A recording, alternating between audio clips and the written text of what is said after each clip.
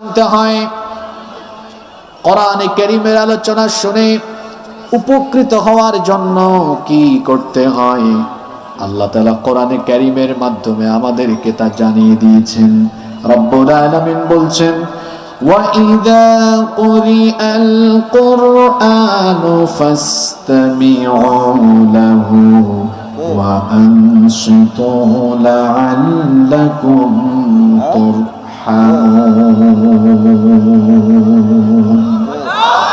আর যখন কোরআন পাঠ হয় অর্থাৎ কোরআনের আলোচনা হয় তখন তোমাদের দায়িত্ব কি শোনো, ফাসতামিউ লাহু, দিলের কান দিয়ে কোরআন শ্রবণ করো, ফুললি কনসেন্ট্রেট হয়ে আল্লাহর কালামের কথাগুলো শোনো, পরিবেশকে বিনষ্ট করো না, অমনোযোগী হয়ে যাও না। 2 নাম্বার কাজ হলো ওয়ানসিতু, কিপ সাইলেন্ট, চুপচাপ হয়ে যাও, নীরব হয়ে যাও, কোনো কথাবার্তা বলো না। কারণ যেখানে আল্লাহর কালামের কথা চলে সেখানে আল্লাহর গোলামের কথার কোনো দাম থাকতে পারে না। এজন্য আল্লাহ বলেছেন যখন কোরআন শুনবা 2টো কাজ করবা। নাম্বার 1, দিলের কান দিয়ে মনোযোগী হয়ে আল্লাহর কালাম শ্রবণ করো। আর 2 নাম্বার হলো নীরব হয়ে যাও, চুপচাপ হয়ে যাও। এই 2টো কাজ যদি তোমরা করতে পারো আল্লাহ তাআলা বলছেন লাআল্লাকুম তুরহামুন, সম্ভবত আশা করা যায় তোমাদের উপরে আল্লাহর রহমত আসবে। আল্লাহর রহমত পেতে হলে আপনারা কয়টা কাজ করবেন? আরেকটু জোরে বলা যাবে? 1 নাম্বার, মনোযোগী থাকবো না অমনোযোগী হব। 2 নাম্বার, কথা বলবো না চুপচাপ হব। এই 2টা কাজ আপনারা করতে পারবেন তো ইনশাআল্লাহ? কমিটির পক্ষ থেকে আরো একটি ঘোষণা আপনাদেরকে জানিয়ে দেই, হয়তো আশেপাশে আজান হবে কিন্তু এখানে আলোচনার শেষে জামাতে নামাজ অনুষ্ঠিত হবে। সুতরাং আপনাদের ভয়ের কোনো কারণে, চিন্তার কারণে আজান শুনলেই আমরা উঠাউঠি করব না ইনশাআল্লাহ। আমরা মোনাজাত পর্যন্ত এই 2টা কাজ করে বসে থাকতে পারবো তো ইনশাআল্লাহ? মনোযোগী থাকবো, নীরব থাকবো, আমরা যেন শেষ পর্যন্ত প্রতিটি কথা আমলের নিয়তে শুনতে পারি। আল্লাহ আমাদেরকে তৌফিক দান করেন। আমি শুনেছি অসংখ্য মা বোনেরা মাহফিলে এসেছেন। এই মা বোনদের সম্মান মর্যাদা ইসলামে কম না বেশি? নারীদের সম্মান ইসলামে অনেক বেশি। ইসলাম নারীদেরকে অনেক মর্যাদা দিয়েছে। আর ইসলামে নারীদের অবদানও পুরুষের চাইতে অনেক বেশি। সর্বপ্রথম ইসলাম কবুল করেছেন আপনারা না মহিলারা? জোরে বলেন। নাকি আপনারা খুব নিয়ে চুপচাপ থেকে উত্তরটা দিলেন? আদম আর হাওয়া নয়, সর্বপ্রথম ইসলাম কবুল করেছেন। নবীজি দাওয়াত আরম্ভ করলেন, প্রথমে ইসলাম কবুল করেছেন নবীজির স্ত্রী আমাদের মা আম্মা জান খাদিজা তাহেরা রাদিয়াল্লাহু আনহা। আপনার স্ত্রী আপনাকে ভালোবাসতে পারে, আপনাকে টেক কেয়ার করতে পারে, আপনার আনুগত্য করতে পারে, আপনাকে সম্মান করতে পারে, কিন্তু আপনার উপর ঈমান আনা এটা কিন্তু সহজ কথা নয়। আপনি এর প্রমাণ পেতে চান? আজকে বাসায় গিয়ে বলবেন আপনার স্ত্রীকে, ওগো শুনছো, আমি আজকে থেকে আল্লাহর ওলি হয়ে গেছি, তুমি আমার কাছে মুরিদ হও। ভাবি কি বলবে শুনবেন আপনি? তুমি যে কি জাতের মানুষ এটা আমার চাইতে ভালো আর এলাকার কেউ জানে? যত বড় হুজুর হন আর খেজুর হন, বউয়ের কাছে সবাই ধরা। যে উপজেলা চেয়ারম্যান হন আর এমপি হন আর মন্ত্রী হন, বউয়ের কাছে সবাই ধরা। ঠিক আছে কথা? একজন স্ত্রী তার স্বামীকে ভালোবাসতে পারে, অসুস্থ হলে পরে সারা রাত খেদমত করতে পারে, স্বামীকে সম্মান করতে পারে। একজন স্ত্রী তার স্বামী সেবা করতে পারে, তাকে সময় দিতে পারে, ভালোবাসা দিতে পারে, কিন্তু ঈমান আনা এটা কিন্তু সহজ কথা নয়। কিরকম চরিত্র থাকলে পরে একজন স্ত্রীর সঙ্গে সঙ্গে নবুয়তের উপর ঈমান এনে ফেলেন? চিন্তা করেন, হেরা গুহায় আল্লাহ নবীর কাছে যখন সাইয়েদিনা জিবরিল আমিন কোরআন নিয়ে আগমন করলেন, আল্লাহ নবী ঘরের মধ্যে ফিরে আসলেন। বুখারীর বর্ণনা এসেছে আল্লাহর নবী ঘরে ঢুকে বললেন, খাদিজা জাম্মিলুনি, আমাকে কম্বল দিয়ে ঢেকে দাও, লাকাদ খাশিতু আলা নাফসি, আমি আমার নফসের ব্যাপারে আশঙ্কা করছি। পুরো ঘটনা তিনি বললেন। পুরো ঘটনা শোনার পরে আম্মা জান খাদিজা আত-তাহিরা রাদিয়াল্লাহু আনহা বললেন, আমি আপনার সাথে 15 বছর ধরে সংসার করছি। 15 বছর এই সাংসারিক জীবনে আমি আপনাকে খুব কাছ থেকে দেখেছি। আপনার ওঠা বসা, চলাফেরা, চলনে বলনে কথনে আমি আপনাকে এমন এক ব্যক্তিত্ব দেখেছি, আপনার চলন বলন, উঠা বসা, বিহেভিয়ার, এগুলো দেখলে মনে হয় এগুলো অন্যান্য সাধারণ মানুষের মতো নয়। আপনার চরিত্র প্রমাণ করে এগুলো নবুয়তি চরিত্র, পয়গম্বরী চরিত্র। এই জন্য আপনার কাছ থেকে এই ঘটনা শোনার পরে সর্বপ্রথম আমি আপনাকে নবী হিসেবে ঘোষণা দিয়ে সবার আগে আমি আপনার বিবি হয়ে আপনার উপরে ঈমান আনলাম। তিনি পড়ে নিলেন, লা ইলাহা ইল্লাল্লাহ মুহাম্মাদুর রাসূলুল্লাহ সাল্লাল্লাহু। সর্বপ্রথম ইসলাম কবুল করেছেন একজন নারী। আবার যখন ইসলামের জন্য জীবন দেওয়া দরকার, তখনও পুরুষের আগে জীবন দিয়েছেন একজন নারী। সেই নারীর নাম হলো সুমাইয়া রাদিয়াল্লাহু আনহা। ইসলামে নারীদের অবদান যেমন বেশি, তেমনি নারীর মর্যাদাও ইসলামে কম না বেশি? কত বেশি একজন নারীর মর্যাদা শোনেন। জাহেলি যুগে কন্যা সন্তান জন্ম নিলে পরে সেই যুগের মানুষেরা কন্যা সন্তানকে জীবিত অবস্থায় কবর দিয়ে ফেলতো। সেই অজ্ঞতার যুগে একজন মহামানব পৃথিবীতে আগমন করলেন। তার জবান থেকে পৃথিবীতে প্রথম নারীর সম্মান আর মর্যাদার পক্ষে এত সুন্দর বক্তব্য বের হলো। আল্লাহর নবী এসে বললেন, তোমরা তোমাদের ঘরে মেয়ে সন্তান জন্ম নিলে মেয়েদেরকে জীবিত অবস্থায় কবর দিয়ে দিও না। আল্লাহর নবী বললেন, ইদা ওয়ালিদাল রাজুলু ইবনাতান বাআসাল্লাহু আযজা ওয়া জাল্লা মালাইকা, যখন কোন ঘরে কোন কন্যা সন্তানের জন্ম হয়, আল্লাহ তাআলা খুশি হয়ে সঙ্গে সঙ্গে ওই ঘরের মধ্যে তার রহমতের ফেরেশতা পাঠিয়ে দেন। কোন হাদিস আজ পর্যন্ত পাই নাই। এই যে হুজুর আমাদের বয়সে তো প্রবীণ, আমার উস্তাদদেরও উস্তাদ, এইরকম বয়সের মানুষ, তিনি তার জীবনে অনেক হাদিস পড়িয়েছেন, গবেষণা করেছেন। জিজ্ঞেস করে দেখেন ছেলের ব্যাপারে এইরকম কোন হাদিসের কোন কিতাবের ভেতরে নাই। কিন্তু মেয়ের ব্যাপারে এরকম হাদিস আছে, যখন কারো ঘরে কোনো মেয়ে সন্তানের জন্ম হয়, আল্লাহ সঙ্গে সঙ্গে ওই ঘরের মধ্যে তার রহমতের ফেরেশতা পাঠিয়ে দেন। রহমতের ফেরেশতা এসে বলে, আসসালামু আলাইকুম আহলাল বাইত, ঘরবাসী প্রত্যেকটি মানুষের উপর সালাম। তারা এসে বলতে থাকে, যে ঘরে এই কন্যা সন্তানের জন্ম হলো, এই ঘরের মানুষের উপরে আল্লাহর রহমত, আল্লাহর বরকত নাজিল হোক। এই কন্যা সন্তানকে যদি তার মা বাবা আদর, স্নেহ, মমতা, ভালোবাসা দিয়ে লালন পালন, প্রতিপালন করে, উত্তম শিক্ষায় শিক্ষিত করে, যদি সৎ পাত্রস্থ করে, আল্লাহর নবী বললেন ওই পিতা মাতাকে আল্লাহ আমার সাথে জান্নাত দিবে। আল্লাহর নবী ওই সমাজে নারীর সম্মান আর মর্যাদার কথা বলেছেন, যেই সমাজে বাজারে মাছ, মাংস, তরকারির মতো নারীদেরকে কেনা বেচা করা হতো, বিবাহ শাদী ছাড়া নারীদেরকে পুরুষেরা ভোগ করত। অসভ্য সেই সমাজে আল্লাহর নবী সভ্যতার কথা শোনালেন, মনুষ্যত্বের কথা শোনালেন, আল্লাহর নবী মানবিকতার কথা শোনালেন, নারীদের ইজ্জত সম্মানের পক্ষে কথা বললেন। নবীজি বললেন, শোনো, কন্যা সন্তান জন্ম নিলে চেহারা কালো করে ফেলো না। আমাদের সমাজে অনেক ভাইয়েরা আছেন, যদি তার ঘরে 2টা 3টা 4টা 5টা মেয়ে সন্তান হয়, বউয়ের সাথে তার মেলামেশায় সমস্যা দেখা দেয়, দাম্পত্য কলহ আরম্ভ হয়ে যায়, তার স্ত্রীকে অপবাদ দেয়, গালিগালাজ করে। আজকে বিজ্ঞানের যুগে এমন অজ্ঞ কাজ যারা করে, তারা হলো দুনিয়ার সবচেয়ে বড় জাহেল। কারণ একটি সন্তান জন্মের জন্য শুধু নারী নয়, এখানে পুরুষেরও কাজ আছে না নাই?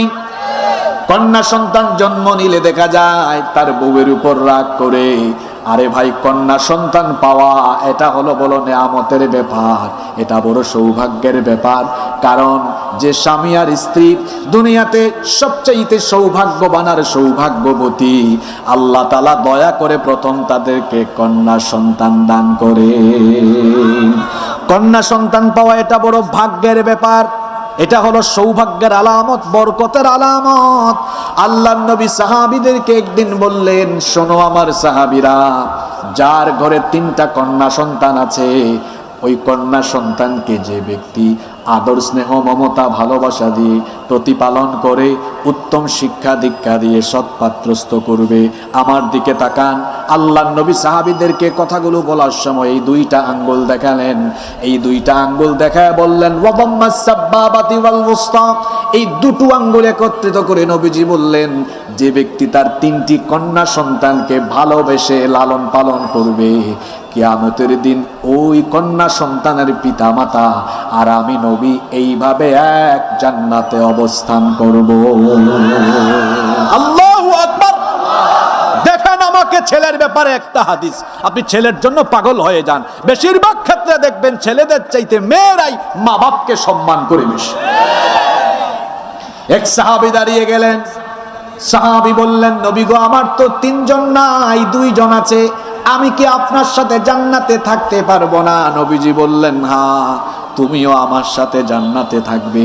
বলছিলাম ইসলাম নারীকে কেমন মর্যাদা দিল, কন্যা হিসাবে দিল। এরপরে আপনি তাকে শিক্ষা দীক্ষা দিবেন। নবীজির জবান থেকে নারী শিক্ষার কথা পৃথিবীর জমিনে প্রথম বের হয়েছে। আজ আমার সমাজে নাস্তিক পাড়ায় কিছু বাম রামদের মুখ থেকে নারী শিক্ষার কথা শোনা যায়।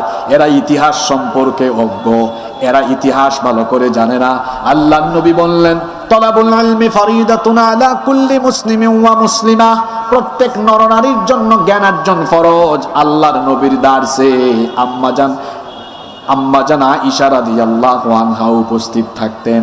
এখানে অনেক মুহাদ্দিস সাহেবরা হয়তো এসেছেন, জিজ্ঞেস করেন আম্মাজান আয়েশা রাদিয়াল্লাহু আনহা থেকে অনেকগুলো হাদিস বর্ণিত হয়েছে। নারীদের অনেক অবদান শিক্ষা ক্ষেত্রেও আছে। ইসলাম নারীকে শিক্ষা ক্ষেত্রে অধিকার মর্যাদা দিয়েছে, বিবাহ শাদীতেও ইসলাম নারীর অধিকার দিয়েছে, মর্যাদা দিয়েছে। একজন নারীকে যখন পুরুষ বিবাহ করবে, আল্লাহ বলেছেন মহারানা দিয়ে তারপরে সম্মানের সাথে বাড়িতে উঠায় আনো। আর একজন নারী তখন তার সর্বোচ্চ মর্যাদায় চলে যান বিবাহের পরে। তিনি যখন সন্তান জন্ম দেন, তখন যখন মাতৃত্বের স্বাদ আস্বাদন করেন, যখন তিনি মা হয়ে যান, তখন তিনি সম্মান আর মর্যাদার সর্বোচ্চ আসনে সমাসীন হয়ে যান। ইসলাম তাকে এত মর্যাদা দিল, ইসলাম তাকে এত সম্মান দিল। একজন পুরুষ সারা জীবন স্যান্ডেল জুতা তার পায়ের তলায় থাকে, কিন্তু একজন নারী যখন মা হয়ে যান পায়ের তলায়, তখন স্যান্ডেল আর জুতা থাকে না। ওই মায়ের পায়ের তলায় আল্লাহ সন্তানের জন্য বেহেশত রেখে দিয়েছে। তাহলে বলেন, নারীদের মর্যাদা ইসলামে কম না বেশি? এই জন্য নারীদেরকে সম্মান করবেন তো আপনারা।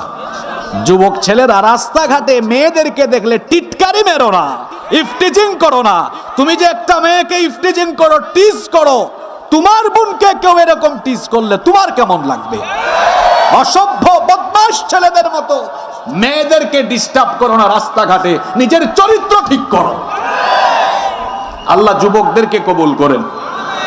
যত মা বোনেরা এসেছেন, আল্লাহ সব মা বোনদের জীবনের গুনাহ মাফ করে দাও। আল্লাহ তাদেরকে আম্মাজান আয়েশা রাদিয়াল্লাহু আনহার মতো কবুল করে নাও। সম্মানিত ভাইয়েরা, আপনাদের কষ্ট হচ্ছে? আমি আপনাদের সামনে কোরআনুল কারীমের 18 নম্বর সূরা সূরাতু আল কাহাফের কয়েকটি আয়াত তিলাওয়াত করেছি। আজকে আমরা সূরা কাহাফ থেকে আলোচনা শুনবো ইনশাআল্লাহ। আমরা এই সূরা থেকে আলোচনা আরম্ভ করার আগে এই সূরার প্রাইমারি ইনফরমেশন, প্রাথমিক কিছু তথ্য আমরা জেনে নিব ইনশাআল্লাহ। এই সূরার নাম হলো সূরাতু আল কাহাফ। একজনও চুপ থাকবেন না, সবাই বলেন তো সূরার নাম কি? সূরা কাহাফ। কাহাফ হচ্ছে আরবি শব্দ, এর অর্থ হলো, এর বাংলা অর্থ হলো গর্ত, গুহা। ইংরেজিতে যেটাকে বলা হয় টানেল। আবার আরবিতে গর শব্দের অর্থ হলো গুহা। কাহাফ শব্দের অর্থ গুহা, গর শব্দের অর্থ গুহা, কিন্তু পার্থক্য আছে। আরবিতে ছোট গুহাকে বলা হয় গার। যেমন কোরআন একটা গুহায় নাজিল হয়েছে, ওই গুহাকে আরবিতে বলা হয় গারে। বলেন গারে। কোন গুহায় কোরআন নাজিল হয়েছে? হেরা গুহায়, আরবিতে বলে গারে হেরা। ছোট গুহাকে আরবিতে বলা হয় গার, আর বিস্তীর্ণ বড় প্রশস্ত গুহাকে আরবিতে বলা হয় কাহাফ। তাহলে সবাই বলেন তো দেখি, কাহাফ মানে বড় গুহা নাকি ছোট গুহা? আচ্ছা, কোরআনে কারিমে আল্লাহ এই সূরার নাম গুহা, গুহার নামে নামকরণ করলেন কেন? কারণ এখানে গুহা সম্পর্কিত একটি বিস্ময়কর ঘটনা আছে। 7 জন যুবক একটি গুহার ভেতরে আশ্রয় নিয়ে ওই গুহায় তারা আল্লাহর কুদরতি ব্যবস্থাপনায় 4-5 ঘন্টা নয়, 4-5 দিন নয়, কয়েক বছর নয়, এই 7 জন যুবক একটি গুহার ভেতরে আল্লাহর কুদরতি ব্যবস্থাপনায় 309 বছর একটানা ঘুমের মধ্যে ছিল। আল্লাহু আকবার। আচ্ছা, আপনারা ঘুমান কয় ঘন্টা? হ্যাঁ, আপনি এত কম ঘুমাই আছে, আরে এত সুন্দর লাগছেন কেন? স্বাভাবিকভাবে আমরা 5-6 ঘন্টা ঘুমাই, ঠিক না? আর ওই যুবকদেরকে আল্লাহ একটি গুহার ভেতরে ঘুম পাড়িয়ে রেখেছেন কত বছর? 300। এটা স্বাভাবিক বিষয় না অস্বাভাবিক বিষয়? এটা একটা আজীব ঘটনা, এটা একটা বিস্ময়কর ঘটনা। এই ঘটনাটা কোরআনে কারিমের ভিতরে আছে, এবং যে যুবকদেরকে নিয়ে এই ঘটনাটা বর্ণিত হয়েছে এই যুবকদেরকে বলা হয় আসহাবে কাহাফ, গুহাবাসী। গুহাবাসী। এই সূরাটি কোরআনুল কারীমের 18 নম্বর সূরা। সূরাটি মাক্কি, কারণ সূরাটি মক্কায় নাজিল হয়েছে। এই সূরার সিরিয়াল নাম্বার 18, এবং এটি কোরআনুল কারীমের একদম মিডল অংশে, দেখেন মাঝামাঝিতে অবস্থিত, 15তম পারায়। আমাদের জীবনের মাঝামাঝি বয়স হলো যৌবনকাল। আজকের মাহফিলের আয়োজক কারা? জোরে বলেন। আমি এই সূরাটা আজকে অনেক চিন্তা ভাবনা করেই ঠিক করেছি। যুবকদের এই ঘটনা একদম কোরআনের মাঝখানে আছে, আবার আমাদের জীবনের মাঝামাঝিতে যৌবনকাল। কিভাবে মাঝামাঝিতে? শোনেন, আমাদের জীবনে 5টি পর্যায় রয়েছে: শিশুকাল, কৈশোরকাল, যৌবনকাল, প্রৌঢ়কাল, বৃদ্ধকাল। 3 নম্বরে আছে কি? আপনারা কথা বলছেন না কেন? এটা একেবারে মাঝামাঝি সময়ে। এজন্য বলা হয় youth is called the golden season of human life. যৌবনকালকে মানুষের জীবনের গোল্ডেন টাইম, স্বর্ণালী সময় বলা হয়। কারণ এই সময়টাকে যারা সঠিকভাবে কাজে লাগায়, এরা তাদের কেরিয়ারকে সুন্দর করতে পারে, জীবনে সাকসেসফুল হতে পারে, দুনিয়ায় সম্মানিত হয়, আখিরাতেও তারা নাজাত পাবে যদি দিনের পথে যৌবনকাল কাটাতে পারে। আবার এই যৌবনকালের কেউ যদি অপব্যবহার করে, তার কেরিয়ার নষ্ট হবে, তার চরিত্র নষ্ট হবে, জীবন ধ্বংসের কিনারে গিয়ে পড়ে যাবে। এজন্য যৌবনকালকে বলা হয় জীবনের সবচাইতে গুরুত্বপূর্ণ সময়, আর এটি একেবারে মাঝামাঝি সময়ে। এই সময়ে মানুষের শরীরে শক্তি কম থাকে না বেশি থাকে? এই শক্তি সামর্থ্যের সঠিক ব্যবহার করলে জীবনে সমৃদ্ধ হওয়া যায়, আর অপব্যবহার করলে জীবন একেবারে তছনছ হয়ে যায়। এজন্য যুবকরা হলো একটি সমাজ বা সভ্যতার মেরুদণ্ড। মেরুদণ্ড আছে কোথায়? শরীরের। জোরে বলেন। মাঝখানে। মেরুদণ্ড বাঁকা হয়ে গেলে, মেরুদণ্ডে ঝামেলা হলে যেমন সোজা হয়ে দাঁড়ানো যায় না, একটি সমাজ সভ্যতার যুবকরা যদি নষ্ট হয়ে যায়, ওই সমাজ আর রাষ্ট্র কখনো মাথা উঁচু করে দাঁড়াতে পারে না। এজন্য আজ আমার দেশের যুব সমাজকে, আমার দেশের তরুণ সমাজকে নষ্ট করার জন্য, চরিত্রহীন করার জন্য ইসলাম বিরোধী গোষ্ঠী অপকৌশল অপচেষ্টায় রত রয়েছে। আমাদের যুবকদেরকে সচেতন হতে হবে, সাবধান হতে হবে। এদের কোন চক্রান্তে কৌশলে পড়া যাবে না, সচেতন থাকতে হবে। আজকের এই তথ্য প্রযুক্তির এই যুগে প্রযুক্তির অপব্যবহার, এই দাজ্জালীয় ফিতনা দিয়ে যুবকদের চরিত্র নষ্ট করার অপচেষ্টা চলছে। এই যুবকদেরকে যদি ধ্বংস করে দেওয়া যায়, তাহলে মুসলিম উম্মার মেরুদণ্ড ভেঙে দেওয়া যাবে। আজ দেখুন, ফিলিস্তিনে, চেচনিয়ায়, বসনিয়ায়, আরাকানে, কাশ্মীরে মুসলমানদের উপরে যে জুলুম চলছে, নির্যাতন চলছে, আর আমাদের যুবকরা ফ্রি ফায়ার খেলে, পাবজি খেলে, খেলা হয় ইন্ডিয়ায় IPL, জুয়ায় বাজি ধরে সাতক্ষীরার ঝাউডাঙ্গায়। এই এই মুসলিম উম্মার যুবকেরা যদি, তাম দুনিয়ার মুসলিম উম্মার যুবকরা যদি উম্মা দরদি হয়ে যায় আর উম্মার পক্ষে ঐক্যবদ্ধ থাকে, তাহলে গোটা দুনিয়ায় ইসলামের বিরুদ্ধে ভূমিকা নেওয়ার সাহসও কেউ পাবে না। এজন্য যুবকদেরকে সচেতন হতে হবে। আল্লাহ আমার যুবক ভাইদেরকে কবুল করে নেন। আমরা এই সূরার প্রাথমিক তথ্য জানলাম। এবার আসুন এই সূরার ফজিলত কেমন আমরা হাদিস থেকে জেনে নিব ইনশাআল্লাহ। আপনাদের কষ্ট হচ্ছে না তো? সূরাতু আল কাহাফ, এই সূরাটি কোরআনুল কারীমের একটি বিশেষ ফজিলতপূর্ণ সূরা। এই সূরার ফজিলত সম্পর্কে অনেকগুলো হাদিস বর্ণিত হয়েছে। যেমন মুসলিম শরীফের বর্ণনায় হাদিস এসেছে, হাদিস বর্ণনাকারী সাহাবী হচ্ছেন আবু দারদা রাদিয়াল্লাহু আনহু। তিনি বলেছেন, রাসূল করিম সকলে আমার সঙ্গে মহব্বতে পড়েন সাল্লাল্লাহু আলাইহি ওয়াসাল্লাম বলেছেন, মান হাফিযা 10 আয়াতিন মিন আউয়ালি সূরাতিল কাহফি উসিমা মিন ফিতনাতিদ দাজ্জাল। আল্লাহর নবী বলেছেন, যে ব্যক্তি সূরা কাহফের প্রথম দিকের 10টি আয়াত মুখস্থ করবে, আল্লাহ তাআলা তাকে দাজ্জালের ফিতনা থেকে বাঁচিয়ে দিবেন। ওয়া ফি রিওয়ায়াতিন উখরা, অন্য রিওয়ায়াতে এসেছে, মান হাফিযা 10 আয়াতিন মিন আখিরি সূরাতিল কাহফি উসিমা মিন ফিতনাতিদ দাজ্জাল। যে ব্যক্তি সূরা কাহফের শেষের দিকের 10টা আয়াত মুখস্থ করবে, তাহলে দুইটি রিওয়ায়াতের যে বর্ণনা, এর সার কথা হলো, যে ব্যক্তি সূরা কাহফের প্রথম 10 আয়াত অথবা শেষের 10 আয়াত মুখস্থ করবে, ওই ব্যক্তিকে দাজ্জালের ফিতনা থেকে যিনি বাঁচিয়ে দিবেন তিনি কি? দাজ্জাল কি পৃথিবীতে এসেছে না আসবে?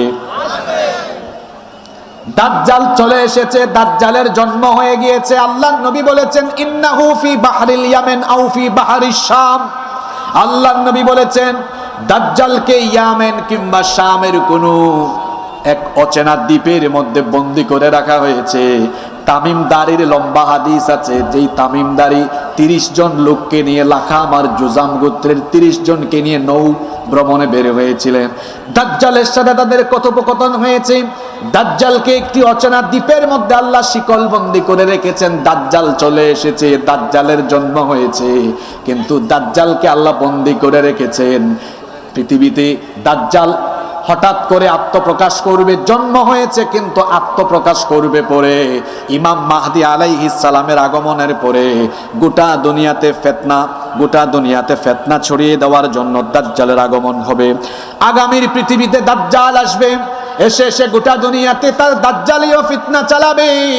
পৃথিবীতে যত নবী এবং রাসূল এসেছেন, সকল নবী এবং রাসূল তার উম্মতকে দাজ্জালের ফিতনার ব্যাপারে সতর্ক করেছেন। এজন্য আল্লাহর নবী বলেছেন, মা মিন নাবিয়্যিন ইল্লা ওয়াকাদ আনযারা উম্মাতাহুল আ'ওয়ারাল কাযযাব। আল্লাহর নবী বলেছেন, এমন কোন নবী রাসূল নাই যে নবী রাসূল তার উম্মতকে দাজ্জালের ফিতনার ব্যাপারে সতর্ক করেছেন। দুনিয়া সৃষ্টির পর থেকে নিয়ে আজ পর্যন্ত, আজ থেকে নিয়ে কিয়ামত পর্যন্ত দুনিয়াতে যত ফিতনা হয়েছে, যত ফিতনা হবে, সকল ফিতনার মধ্যে ভয়ঙ্কর ফিতনা হলো দাজ্জালের ফিতনা। এই দাজ্জালের ফিতনা থেকে বাঁচায়া দিবেন যিনি, তিনি কি? আমল নবীজি শিখায়া দিলেন, একটা সূরার কথা বললেন, সূরার নাম হলো সূরাতু, জোরে বলেন মা বোনেরাও শোনেন, সূরা কাহফের প্রথম দিকের 10টা আয়াত অথবা শেষের 10টা আয়াত আপনারা মুখস্থ করবেন, তাহলে দাজ্জালের ফিতনা থেকে আমাদেরকে যিনি হেফাজত করবেন তিনি কি? আবার এই সূরার আরো অনেক ফজিলত রয়েছে। আল্লাহর নবী বলেছেন, মান ক্বারাআ সূরাতাল কাহফি ফি ইয়াউমিল জুমআতি আদাআ লাহু মিনান নূরি মা বাইনাল জুমআতাইন। আজকের রাত হলো জুমার রাত, আগামীকালের দিন হলো জুমার দিন। আল্লাহর নবী বলেছেন, জুমার দিনে সূরা কাহফ তেলাওয়াতের প্র্যাকটিস করো, আমল করো। জুমার দিনের সিলেবাস হলো জুমার দিনে সূরা কাহফ তেলাওয়াত করবেন। আল্লাহর নবী বলেছেন, যে ব্যক্তি জুমার দিনে সূরা কাহফ তেলাওয়াত করবে, 2 জুমার মধ্যবর্তী সময়টা তার জন্য আলোকিত হয়ে যাবে। আল্লাহর নবী বলেছেন, মান ক্বারাআ সূরাতাল কাহফি ফি ইয়াউমিল জুমআতি সাতা'a লাহু নূরুম মিন তাহতি কদামিহি ইলা আনানিস সামা। আল্লাহর নবী বলেছেন, যে ব্যক্তি জুমার দিনে সূরা কাহাফ তেলাওয়াত করবে, ওই ব্যক্তির পায়ের তলা থেকে আকাশ পর্যন্ত আল্লাহ এই মাঝখানের জায়গাটুকু নূর দিয়ে পরিপূর্ণ করে দিবেন। ইউদিউ বিহি ইয়াউমাল কিয়ামাহ, সূরা কাহাফ তার জন্য কিয়ামতের দিন নূর হয়ে যাবে, যে নূর দিয়ে সে পুল সিরাত পার হয়ে যেতে পারবে। আবার যে ব্যক্তি সূরা কাহাফ জুমার দিনে তিলাওয়াত করবে, নবীজি বলেছেন গুফিরা লাহু মা বাইনাল জুমআতাইন, দুই জুমার মধ্যবর্তী সকল সগীরা গুনাহগুলো আল্লাহ মাফ করে দিবেন। এই জন্য জুমার দিনে আমরা যে সূরা তেলাওয়াত করব, সূরার নাম কি? আস্তে বলবেন না, জোরে বলেন, সূরার নাম কি? আল্লাহর নবী আরো বলেছেন, মান ক্বারাআ সূরাতাল কাফি ফি ইয়াউমিল জুমআতি ফাহুয়া মাসুমুন ইলা 8 আইয়ামিন মিন কুল্লি ফিতনাতিন তাকুন। আল্লাহর নবী বলেছেন, যে ব্যক্তি সূরা কাহাফ তেলাওয়াত করবে জুমার দিনে, যে ব্যক্তি সূরা কাহাফ পড়বে জুমার দিনের পরবর্তী 8 দিন দুনিয়ার সকল ফিতনা থেকে যিনি তাকে হেফাজত করবেন, জুড়ে বলেন তিনি কি? তাহলে সূরা কাহাফ আপনারা জুমার দিনে পড়বেন তো ইনশাআল্লাহর আওয়াজ তো ছোট হলো, পড়বেন তো সবাই? আল্লাহ সবাইকে তৌফিক দান করেন। দেখেন, আমরা ধারাবাহিক তাফসীর শুরু করেছি। প্রথমে আমরা সূরার কিছু তথ্য জানলাম, দ্বিতীয় পর্যায়ে সূরার ফজিলত জানলাম। এবার আসেন এই সূরার শানে নুজুল, সাবাবুন নুজুল, নাজিলের কারণ আমরা জানবো। কোরআনের প্রতিটি সূরা নাজিলের কিছু হিস্ট্রি, ব্যাকগ্রাউন্ড আছে, যেটাকে বলা হয় সাবাবুন নুজুল বা শানে নুজুল। এই সূরা নাজিল হওয়ার পেছনে একটি বিরাট বড় কারণ আছে। কোন পরিস্থিতিতে, কোন প্রেক্ষাপটে এই সূরা নাজিল হলো শুনেন। এই সূরাটি আল্লাহর নবীর মাক্কি জিন্দেগির মাঝামাঝি সময়ে নাজিল হয়েছে। আল্লাহর নবীর নবুয়তি জীবনকে দুই ভাগে ভাগ করা হয়। তিনি 13 বছর মক্কায় ছিলেন, এই জন্য 13 বছরের মক্কার জীবনকে বলা হয় মাক্কি জীবন। এরপরে হিজরত করে মদিনায় চলে গেলেন, পরবর্তী 10 বছর ওফাতের আগ পর্যন্ত মদিনায় থাকলেন, এই জন্য ওই সময়টাকে বলা হয় মাদানী জীবন। বুঝতেছেন তো আপনারা? তাইলে একটা হলো মাক্কি জীবন আর একটা হলো মাদানী জীবন। এই সূরা আল কাহাফ, এটা নবীজির মাক্কি জিন্দেগির একেবারে মাঝামাঝি সময়ে নাজিল হয়েছে। তখন ইসলাম আর মুসলমানদের উপরে চরম সংকট, চরম দুর্দিন চলছে। মাঝামাঝি সময়ে চতুর্দিকে নির্যাতন, নিপীড়ন, ভয়াবহ এক অবস্থা। আল্লাহর নবী কাফিরদের চোখের সামনে বড় হয়েছেন, কাফিরদের চোখের সামনে তার শিশুকাল গেল, কৈশোরকাল গেল, যৌবন পেরিয়ে 40 বছর বয়সে আল্লাহর নবী যখন নবুয়তের দাওয়াত আরম্ভ করলেন। বাংলাদেশের এখন এক হুজুর আছেন, উনাকে হুজুর বলতেও কষ্ট লাগে, কারণ স্টেজে উঠে এই বাবার জিকির, ওই বাবার জিকির, এমন হুজুর আছে না নাই? এখন এই হুজুর ভেজাল লাগিয়ে দিয়েছে, দুই ভাগ হয়ে গিয়েছে।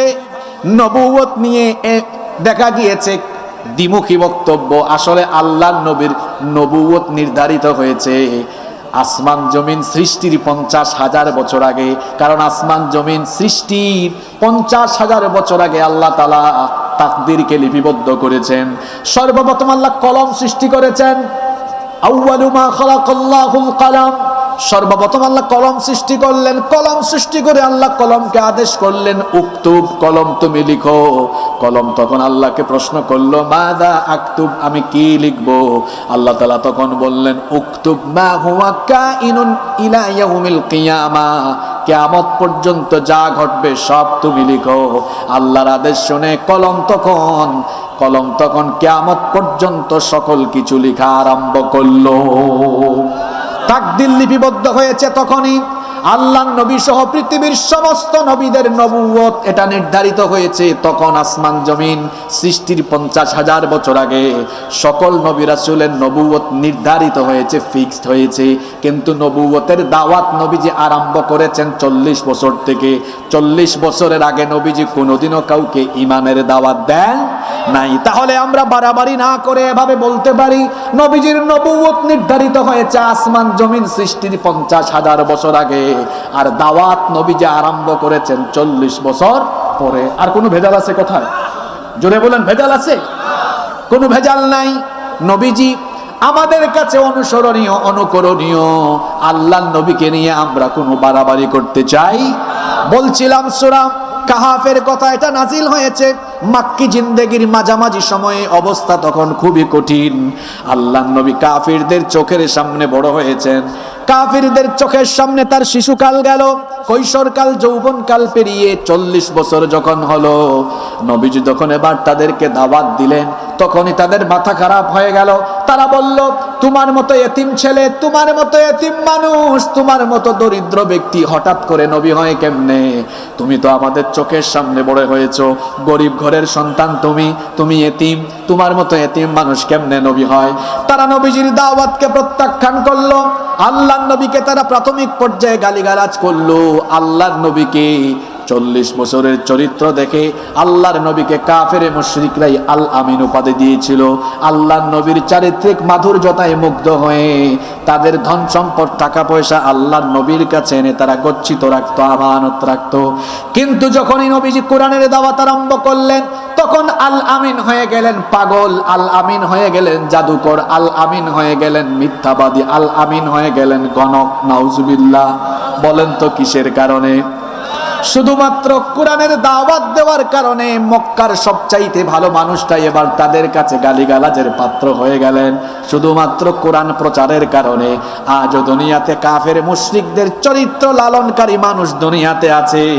আলেম উলামাদেরকে তারা কোরআন প্রচার আর কোরআনের আন্দোলনের সাথে যুক্ত থাকার কারণে কোরআন বিরোধী লোকেরা এখনো বিভিন্ন জায়গায় কোরআনের খাদেমদেরকে আজে বাজে ভাষায় গালিগালাজ করতে থাকে। কি গো ভাই, এমন মানুষ তো নাই এখন। হুজুর দেখলেই মৌলবাদী, হুজুর দেখলেই জঙ্গিবাদী, হুজুর দেখলেই কিছু মানুষের দেখা যায় অ্যালার্জি ছাড়াই চুলকানি। এইরকম মানুষ আছে না নাই? উলামায়ে কেরাম হলেন নবীগণের ওয়ারিস। ইন্নাল উলামা ওয়ারাসাতুল আম্বিয়া। উলামায়ে কেরাম হলেন নবীগণের ওয়ারিস। নবীদেরকে দেখলে ইসলাম বিরোধীদের জ্বালাও পোড়াও হতো, ইসলাম বিরোধীদের কলিজার মধ্যে আগুন ধরে যেত। নবীদের ওয়ারিস আলেম উলামাদেরকে দেখলে যাদের জ্বালা পোড়া সৃষ্টি হয়ে যায়, এই লোকগুলোকে যদি কোরআনের ল্যাবরেটরিতে নিয়ে এদের রক্ত পরীক্ষা করা হয়, দেখবেন এদের রক্তের ভেতরে আবু জাহেলের ভাইরাস রয়েছে। এমন মানুষ তো পৃথিবীতে নাই। আমি আবার আমাদের দেশের কথা বলছি না, কারণ আমরা তো কোনো কথা বললে কিছু মানুষ বসেই থাকে, নিজের গায়ের উপর জোর করে টেনে দেয়। আছে না নাই? কিছুদিন আগে এক জায়গায় সূরা কাসাস থেকে ফেরাউনের আলোচনা শুরু হয়েছে। ইন্না ফিরআউনা আলা ফিল আরদ, এই আয়াতের তাফসীর আরম্ভ হয়েছে। কিছুক্ষণ পরে কমিটি থেকে এক ভাই নোটিশ করেছে, হুজুর এই সূরা থেকে আলোচনা বাদ দিলে ভালো হয় না, পরিস্থিতি সুবিধার না। আমি বললাম, ফেরাউন তো মিশরে ছিল, ফেরাউনের পরিস্থিতি আপনি আপনার আশপাশে নিয়ে আসলেন কেন?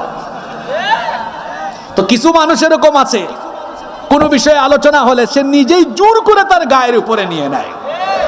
আপনাদের সাতক্ষীরায় আমি গত বছর এসেছিলাম, এই আগরদারি মাদ্রাসায়। আমি সূরা আলাক থেকে আলোচনা করেছিলাম। আমি যাওয়ার সময় আমাকে হামলা করার চেষ্টা করা হয়েছে। এই সাতক্ষীরার কথা আমি বলছি।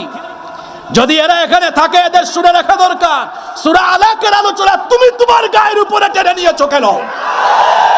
তার মানে ইসলাম বিরোধী চরিত্রের সাথে তোমার চরিত্রের মিল আছে, জনগণ বুঝতে পেরেছে। তুমি আলেম উলামার সাথে বেয়াদবি করো, আল্লাহ তোমাকে মরার আগে বেইজ্জত করে ছাড়বেন। ইজ্জত সম্মানের মালিক কে? ইজ্জত সম্মানের মালিক কে? আমরা যখন কোরআন থেকে কথা বলি, আমরা কিছু হারানোর ভয়ে কথা বলি না, কারণ আমাদের হারানোর কিছুই নাই। আমাদের হারানোর কিছুই নাই। মাঝে মাঝে চেয়ারে বসে কিছু মানুষের মাথা ঠিক থাকে না, যে আমাদের অবস্থা মাঝে মাঝে হয় এমন, যে যখন বসে যায় চেয়ারে উঠে যায় তখন গিয়ারে। চেয়ারে বসে গিয়ার বাড়াইয়া দিয়েন না, আমার চেয়ারের দিকে তাকান। আমার চেয়ারে 40 মিনিট আগে আরেক বক্তা ছিলেন, আসরের আগে আরেকজন ছিল। চেয়ার কয়টা? কথা বলেন না কেন? মানুষ কি একজন? আপনি যে চেয়ারে বসে ফুটানি করছেন, ইসলামের বিরুদ্ধে কথা বলছেন, আলেম উলামার সাথে বেয়াদবি করছেন, সাবধান হয়ে যান। চেয়ার চেয়ারের জায়গায় থাকবে, কিছুদিন পরে চেয়ারে আপনি থাকবেন না।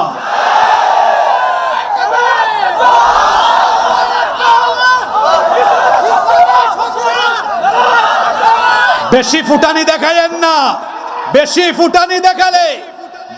ফুটানি দেখালে টাকলা মুরাদের মতো পরিণতি হবে।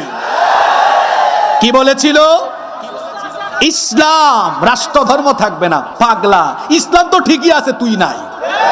তোর মন্ত্রিত্ব গেল, তারপরে তার এমপি নমিনেশনও গেল, তারপরে সে দাঁড়ালো তার বান্ধবীর সাথে মার্কা মিলাই আর ট্রাক মার্কা নিয়ে আসলো।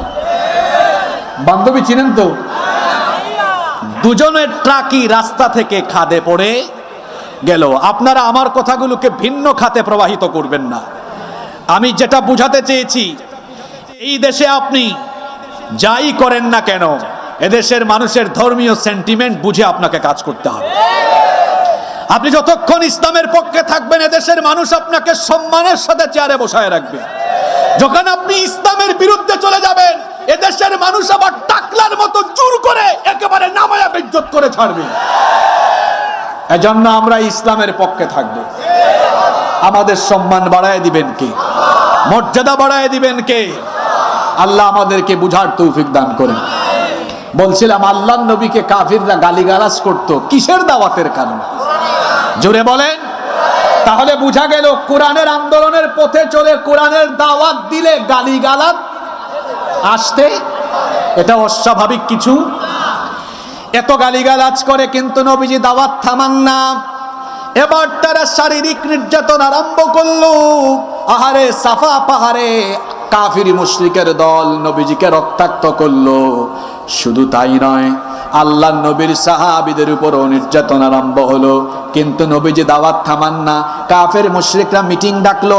মিটিং ডাকার পরে তারা পারস্পরিক নেতারা কথা বলল। শোনো, তারা বলল, মুহাম্মদ, আমরা বলি সাল্লাল্লাহু আলাইহি ওয়াসাল্লামকে আমরা কোনোভাবেই থামাতে পারছি না। আমরা যতই থামাতে চাই, সে আরো বেশি দাওয়াতি কাজ করে। কেমনে থামাবো? সে যে বলে সে নাকি নবী, তাকে নাকি নবুয়ত দেওয়া হয়েছে, তার কাছে নাকি আসমানি কিতাব নাজিল হয়। আমরা তো নবুয়ত বুঝি না, আসমানি কিতাবও আমরা বুঝি না। শুনেছি মদিনায় ইহুদি আলেমরা আছে, ইহুদি পণ্ডিতরা আছে। চলো আমাদের কিছু প্রতিনিধিকে আমরা মদিনায় পাঠাই, সেখানে গিয়ে ইহুদি পণ্ডিতদের সাথে তারা কথা বলুক। নবুয়ত আর আসমানি কিতাব তারা বুঝে, তারা আমাদেরকে ভালো কিছু পরামর্শ দিতে পারে। এবার মিটিং করে তারা সিদ্ধান্ত নিল, তারা তাদের দুজন প্রতিনিধিকে মদিনায় পাঠাবে। একজন হলো নজর বিন হারিস, আরেকজন হলো উকবা বিন আবি মুআইত। এই দুই কাফেরকে প্রতিনিধি বানিয়ে তারা মদিনায় পাঠালো। মদিনায় গিয়ে তারা ইহুদি আলেমদেরকে বলল, আমরা আপনাদের কাছ থেকে বুদ্ধি ধার করে নিতে এসেছি, আমরা এসেছি পরামর্শ নেওয়ার জন্য। ইহুদি পণ্ডিতরা বলল, কি বিষয়ে পরামর্শ নিতে চাও? তারা বলল, আমরা এসেছি আমাদের এলাকারই এক লোক। তারা বলল, মুহাম্মদ, আমরা বলি সাল্লাল্লাহু আলাইহি ওয়াসাল্লাম আমাদের চোখের সামনে বড় হয়েছে, 40 বছর আমাদের চোখের সামনেই ছিল, কোনো অসুবিধা ছিল না। হঠাৎ করে সে বলে সে নাকি নবী হয়েছে, তাকে নাকি নবুয়ত দেওয়া হয়েছে, তাকে নাকি আসমানি কিতাবও দেওয়া হয়েছে। এখন আমরা তো নবুয়ত বুঝি না, আসমানি কিতাবও বুঝি না, এই ব্যক্তি আসল না নকল আমরা কেমনে বুঝবো?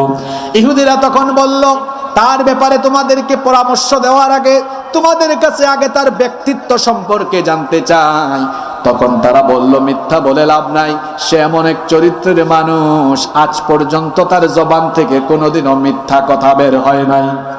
জীবনে আমরা কোনোদিন তাকে মিথ্যা বলতে শুনি নাই। কখনো সে মিথ্যা বলে না, কখনো সে মানুষকে কষ্ট দেয় না, কষ্ট পেয়েছে কষ্ট দেয় না, দুঃখ পেয়েছে দুঃখ দেয় না, কোনো কিছু আমানত রাখা হলে তার খেয়ানত করে না।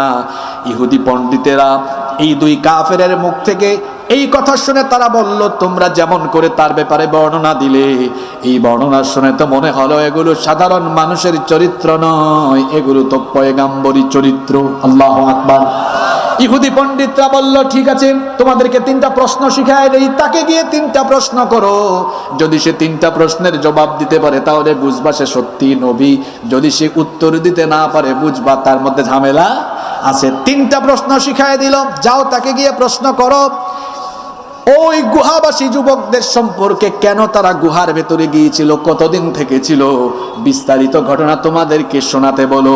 2 নাম্বার প্রশ্ন গিয়ে করো রূহ সম্পর্কে, তবে কোন মুফাসসির বলেছেন 2 নাম্বার প্রশ্ন ছিল মুসা আলাইহিস সালাম এবং খাদির আলাইহিস সালামের ব্যাপারে। 3 নাম্বার প্রশ্ন গিয়ে করো ওই ব্যক্তি সম্পর্কে যাকে আল্লাহ দুনিয়ার পূর্ব থেকে পশ্চিম পর্যন্ত সফর করিয়েছেন, যার নাম হলো জুলকারনাইন। ওই জুলকারনাইনের কাহিনী শোনাতে বলো। এই মোট প্রশ্ন তারা শিখিয়ে দিল কয়টা? আরো জোরে বলেন কয়টা? আরো জোরে। 1 নম্বর আসহাবে কাহাফ সম্পর্কে প্রশ্ন করো। 2 নম্বর রূহ অথবা মুসা এবং খাদিরের আলাইহিস সালামের ব্যাপারে জিজ্ঞেস করো। 3 নম্বর জুলকারনাইনের ব্যাপারে প্রশ্ন করো। বলেন তো 3টা ঘটনা এটা নবীজির যুগের নাকি নবীজির আগের? তাহলে বলেন তো নবীজির আগের ঘটনা, শত শত হাজার হাজার বছর আগের ঘটনা আল্লাহ না জানালে জানা কি সম্ভব কিনা? এই 2 কাফের মক্কায় চলে গেল। মক্কায় গিয়ে বাকি কাফেরদেরকে এটা অবহিত করলো। সব কাফেররা মিলে এবার নবীজির কাছে গেল। তারা গিয়ে বলল, মুহাম্মদ, আমরা বলি সাল্লাল্লাহু আলাইহি ওয়াসাল্লাম, তোমাকে আমরা 3টা প্রশ্ন করব। যদি 3টা প্রশ্নের জবাব দিতে পারো তাহলে আমরা বিশ্বাস করব তুমি নবী। নবীজি তখন বললেন, ঠিক আছে, কোনো অসুবিধা নাই, তোমরা তোমাদের 3টা প্রশ্ন করো। এবার তারা 3টা প্রশ্ন আরম্ভ করলো।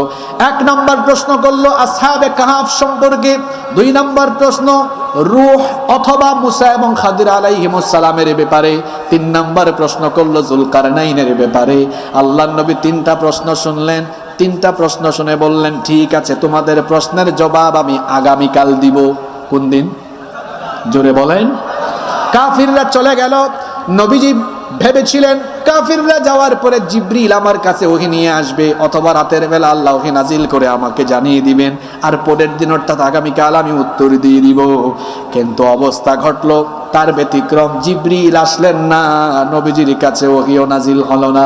পরের দিন কাফিররা এসে বলল, মুহাম্মদ, আমরা বলি সাল্লাল্লাহু আলাইহি ওয়াসাল্লাম, তোমাকে যে 3টা প্রশ্ন করেছিলাম, বলেছিলে আজকে জবাব দিবে, তো জবাব দাও। নবীজি চুপচাপ।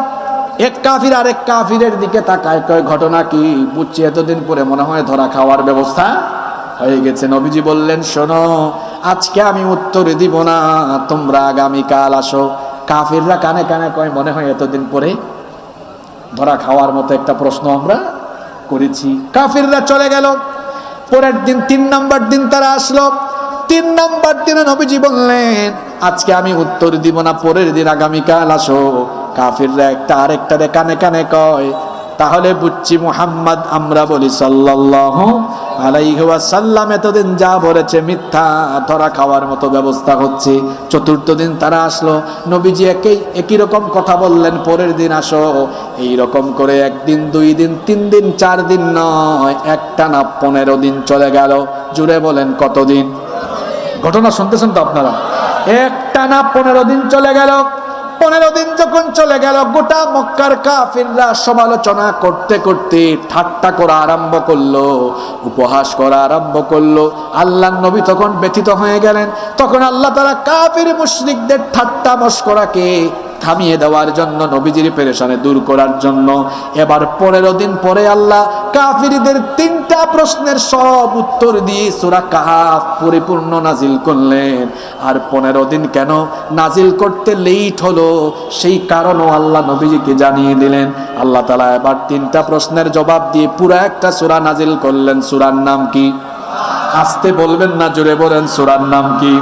সূরাটা নাজিল করে আল্লাহ নবীজিকে জানালেন, নবী গো, উত্তর তো আমি 3টাই সূরার ভেতরে দিলাম, কিন্তু কেন আমি 15 দিন দেরি করলাম? শোনেন, 15 দিন দেরি হওয়ার কারণ হলো, ওয়ালা তাকুলান্না লিশাইইন ইন্নী ফাইলুন যালিকা গাদান ইল্লা আইয়াশা আল্লাহ।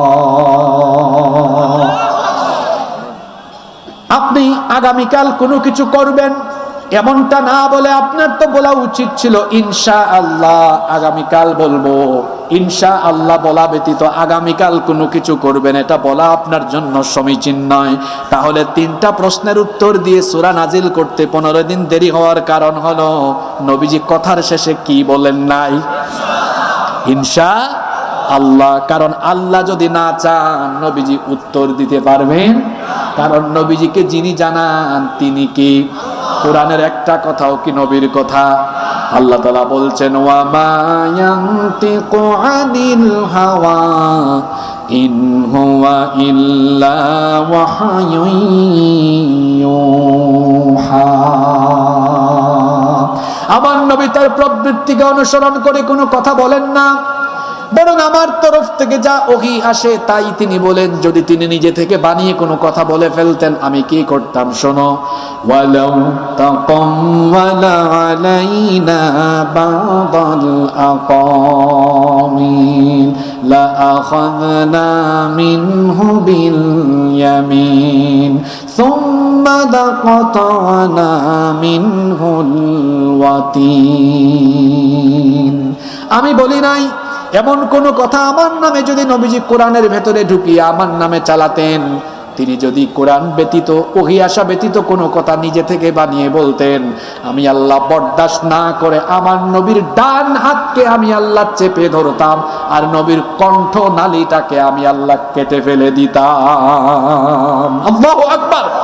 কোরআনে কারীমের সবগুলো কথা অথেন্টিক, ফ্রেশ, এগুলো এসেছে আরশে আজিম থেকে, লাউহে মাহফুজ এই কোরআন সংরক্ষিত আছে। সুবহানাল্লাহ। নবীজির কাছে 3টা প্রশ্ন দিয়ে উত্তর দিয়ে এই পুরো সূরা নাজিল হতে দেরি হয়েছে কয়দিন? কি না বলার কারণে? তাহলে এখান থেকে একটা শিক্ষা নেন, ভবিষ্যতের কোনো কাজ আপনি করতে চান বলতে যান, কথার শেষে বলবেন ইনশাআল্লাহ। আগামীকাল সেখানে যাব, আগামীকাল মাহফিল করব, আগামীকাল এটা করব ইনশাআল্লাহ। তবে আমাদের দেশে ইনশাআল্লাহ সঠিক ব্যবহারের চেয়ে অপব্যবহার বেশি হয়। এখন নায়ক নায়িকারাও ইনশাআল্লাহ বলে, গায়ক গায়িকারাও ইনশাআল্লাহ বলে। ইনশাআল্লাহ ঈদুল আজহায় আমার সিনেমা মুক্তি পাবে ইনশাআল্লাহ। এটা ইনশাআল্লাহর সঠিক ব্যবহার না অপব্যবহার? আগামী ঈদে আমার 3টা গান রিলিজ হবে ইনশাআল্লাহ, এটা ইনশাআল্লাহর সঠিক ব্যবহার না অপব্যবহার? নিজেরা বসে মিটিং করছে, আমরা ক্ষমতায় গেলে পরে আমরা এই অঞ্চলের এই টাকাগুলো এভাবে ভাগ বাটুয়ারা করে খাবো ইনশাআল্লাহ। সঠিক ব্যবহার না অপব্যবহার? আমি যে কথাগুলো বলেছি বাস্তব না অবাস্তব? বাস্তব না অবাস্তব? অপব্যবহার করা যাবে না। তাহলে বোঝা গেল ইনশাআল্লাহ বলার গুরুত্ব আছে। এবার সূরাটা নাজিল হয়ে গেল, এই সূরার ভেতরে কয়টা প্রশ্নের উত্তর আছে? 3টা প্রশ্নের উত্তর বলতে হলে এই মাঠে আমাকে ধারাবাহিক 3 বছর তাফসীর করতে হবে, নইলে বলা সম্ভব।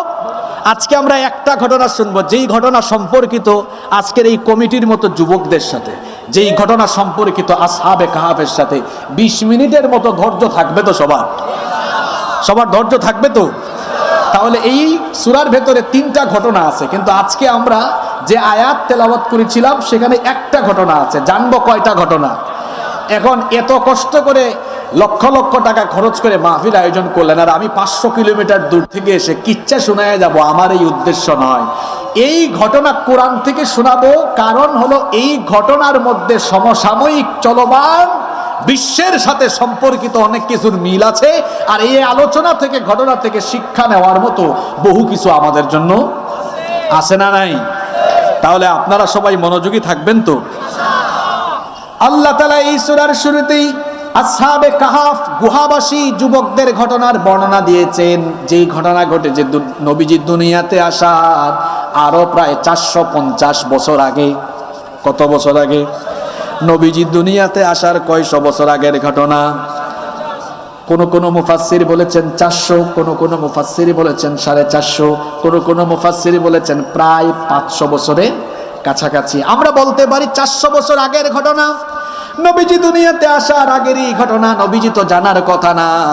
নবীজি প্রশ্নগুলো শুনে প্রথমেই টের পেয়েছিলেন এগুলো হয়তো বিস্ময়কর ঘটনা হবে। এজন্য আল্লাহ আসহাবে কাহাফের ঘটনা বলতে গিয়ে কিভাবে উত্তরটা আরম্ভ করলেন শুনেন। এই সূরার 9 থেকে 26 নম্বর আয়াত পর্যন্ত আল্লাহ তাআলা আসহাবে কাহাফের বর্ণনা দিয়েছেন। আল্লাহ তাআলা শুরু করলেন এভাবে, আম হাসিবতা আন্না আসহাবাল কাহফি ওয়ার রাকিমি কানু মিন আয়াতিনা আজাবা। ও নবী, আপনি হয়তো ধারণা করছেন আপনি হয়তো মনে করছেন গুহাবাসীদের ঘটনা, এটা আমার নিদর্শন সমূহের মধ্যে একটা বিস্ময়কর ঘটনা হতে পারে। হ্যাঁ, সত্যি সত্যি এটা হলো আমার নিদর্শন সমূহের মধ্যে একটা বিস্ময়কর ঘটনা। এবার আল্লাহ ঘটনাটা আরম্ভ করছেন। আল্লাহ বলছেন, ও নবী, কাফেররা আপনার কাছে জানতে চেয়েছে সেই ঘটনা আমি আপনার কাছে কিভাবে বয়ান করছি শোনেন। আল্লাহ তাআলা নবীজিকে বললেন, নাহনু নাকুসসু আলাইকা আহসানাল কসাস নাহনু নাকুসসু আলাইকা নাবাহুম বিল হক ইন্নাহুম ফিতয়াতুন আমানু বিরাব্বিহিম ওয়াজিদনাহুম হুদা। ও নবী, আমি আপনাকে সেই ঘটনা সত্য সহকারে শুনিয়ে দিচ্ছি, সত্য সহকারে জানিয়ে দিচ্ছি। তারা যে ঘটনাটি জানতে চেয়েছে, ইন্নাহুম ফিতয়াতুন আমানু, নিশ্চয়ই তারা ছিল কয়েকজন যুবক। এটা ছিল কয়েকজন যুবকের ঘটনা। আল্লাহ তাআলা বলছেন, ইন্নাহুম ফিতয়াতুন আমানু, নিশ্চয়ই তারা ছিল কয়েকজন বুড়ানা যুবক। জোরে বলেন, তারা ছিল কয়েকজন যুবক। এরা কি করেছিল? আল্লাহ তাআলা বলছেন, আমানু বিরাব্বিহিম ওয়াজিদনাহুম হুদা। তারা ঈমান এনেছিল তাদের রবের উপরে। তাদের ঈমান আনয়নের পদ্ধতি এত ভালো লেগেছিল, এজন্য আল্লাহ তাদের হিদায়াত আরো বাড়িয়ে দিয়েছিলেন। এই 7 জন যুবক ঈমান এনেছিল কার উপরে? আস্তে বলবেন না, জোরে বলেন, কার উপরে? এটি ছিল আল্লাহর নবী দুনিয়াতে আসার 400-450 বছর আগের ঘটনা। তাফসীর ইবনে কাসিরের ভেতরে এই ঘটনাটি এবং আল বিদায়া ওয়ান নিহায়ার ভেতরেও ঘটনাটি সুন্দর করে চমৎকার করে বর্ণিত হয়েছে। রোম সাম্রাজ্যের অধিভুক্ত একটি রাষ্ট্রের জালিম একজন বাদশা ছিল, যার নাম ছিল দাকিয়ানুস। এই দাকিয়ানুস বাদশার রাষ্ট্রের মধ্যে ঈমান আনা যেত না। যারা ঈমান আনতো তাদের উপরে সে হায়নার মতো ঝাঁপিয়ে পড়তো, তাদের উপরে নির্যাতন করত, নিপীড়ন করত। দাকিয়ানুস বাদশার মতো জালিম এখনো দুনিয়াতে আছে, যারা ঈমানদারদেরকে দেখলে, ঈমানি আন্দোলন দেখলে পরে ওই মানুষদের উপরে এখনো পৃথিবীর বহু জায়গায় জালিমগুলো হায়নার মতো ঝাঁপিয়ে পড়ে। দাকিয়ানুস জালিম এই বাদশার রাষ্ট্রে আইন ছিল, কেউ আল্লাহর উপর ঈমান আনতে পারবে না, সবাইকে মূর্তি পূজা করতে হবে। মূর্তি পূজা বাধ্যতামূলক ছিল, না করলে পরে তাদের বিরুদ্ধে অ্যাকশন না হতো, তাদের বিরুদ্ধে ব্যবস্থা গ্রহণ করা হতো। তার রাষ্ট্রে রাষ্ট্রীয়ভাবে একদিন মেলার আয়োজন করা হতো। সেই মেলায় পুরো দেশের শিশু কিশোর, যুবক যুবতী, আবাল বৃদ্ধ বনিতা সবাই হাজির হতো। তো সেই মেলায় সবাই হাজির হলো, সেই মেলার ভেতরে সবাই উপস্থিত। হঠাৎ করে একজন যুবক মেলাস্থল থেকে উঠে গেল। শুনতেছেন তো কাহিনী আপনারা? হঠাৎ করে একজন যুবক ওই মেলাস্থল থেকে উঠে গেল। উঠে এসে ওই মেলাস্থলের অদূরে একটা গাছ ছিল, গাছের ছায়ার নিচে গিয়ে বসে রইল। কিছুক্ষণ পরে আরো একজন যুবক ওই মেলাস্থল থেকে উঠে ওই গাছের ছায়ার নিচে চলে গেল। এখন হইল কয়জন? এভাবে উঠতে উঠতে উঠতে উঠতে মোট 7 জন যুবক ওই গাছের ছায়ার নিচে গিয়ে বসে রইল। কিন্তু একজন যুবক আরেকজন যুবককে চিনে না, কারো সাথে কারো কোনো পরিচয়। নীরব হয়ে সবাই বসে আছে। এখন এক জায়গায় কথা না বলে তো বেশিক্ষণ থাকা যায় না। প্রথম যে এসেছিল সে বাকিদেরকে প্রশ্ন করলো, ও ভাইয়েরা, এই মেলাস্থল থেকে তোমরা এখানে উঠে এসেছো কেন? বাকিরা উত্তর দিল, ভাই, আপনি তো প্রথম এসেছেন, আপনি আমাদেরকে প্রশ্ন করার আগে আপনি নিজেই উত্তর দেন, আপনি কেন এসেছেন? এবার সেই ব্যক্তি সত্য কথা গোপন রাখলো না। সে ব্যক্তি বলে ফেললো, এই যে মেলার ভেতরে মানুষেরা মূর্তি নিজের হাতে তৈরি করে তার সামনে মাথা নত করে, যেটার সামনে মাথা নত করে ওইটার খালিক স্রষ্টা হলো তারা। স্রষ্টা হয়ে তাদের নিজেদের সৃষ্টি করা জিনিসের সামনে তারা মাথা ঝুঁকায়। আমার বিবেক বাধা দিয়েছে। আমি মনে করি মানুষের হাতের বানানো কোনো জিনিস মানুষের মাবুদ হতে পারে না, বরং আমি মনে করি মানুষকে এবং আসমান জমিন সহ তামাম মাখলুকাত যিনি বানিয়েছেন তিনি হচ্ছেন মানুষের মালিক, মানুষের মাবুদ। তিনি কে? এজন্য আমি উঠে এসেছি। বাকি যুবকরাও তখন বলল, ভাই আপনার সাথে তো আমাদেরও মিল আছে, আমরাও একই কারণে সেখান থেকে উঠে এসেছি। তারা কি কথা বলেছিল শুনেন। তাদের কথা আল্লাহর কাছে তো ভালো লেগেছে, আল্লাহ তাদের কথা কোরআনে কারিমে সূরা কাহাফের ভেতরে তুলে দিয়েছেন। আল্লাহ তাআলা বলছেন, ওয়ারাবাতনা আলা কুলুবিহিম ইয কামু ফাকালু রাব্বুনা রাব্বুস সামাওয়াতি ওয়াল আরদি লান নাদ'উয়া মিন দুনিহি ইলাহা লাকাদ কুলনা ইযান শাতাতা। তারা বলল, আল্লাহ বলছেন আমি যাদের অন্তরে ঈমানকে বদ্ধমূল করে দিয়েছিলাম সেই 7 জন যুবক বলেছিল রব্বুনা রব্বুস সামাওয়াতি ওয়াল আরদ। তারা আরো বলেছিল আমাদের এই সম্প্রদায়ের লোকেরা আল্লাহকে বাদ দিয়ে যাদেরকে ইলাহ হিসাবে গ্রহণ করেছে, কেন তারা এর পক্ষে কোনো দলিল পেশ করতে পারে না? যারা আল্লাহকে বাদ দিয়ে অন্য কোনো কিছুর উপাসনা করে এদের কাছে কোনো দলিল নাই, আছে শুধু যুক্তি, কোনো দলিল এদের কাছে নাই। এই 7 জন যুবক বলেছিল, ফামান আযলামু মিম্মান ইফতারা আলাল্লাহি কাযিবা, ওর চাইতে আর বড় জালেম কে হতে পারে যে আল্লাহর ব্যাপারে মিথ্যা রটায়। এই 7 জন যুবক যখন মেলাস্থল থেকে উঠে আলাদা হয়ে এই কথাগুলো বলতেছিল, জালিম বাদশা দাকিয়ানুসের গোয়েন্দাদের নজর তারা এড়াতে পারে নাই। প্রত্যেকটি রাষ্ট্রের গোয়েন্দা থাকে, তবে যেই রাষ্ট্রে জালিমরা ক্ষমতায় থাকে জালিমরা ওই রাষ্ট্রে গোয়েন্দাগিরি বেশি করায়।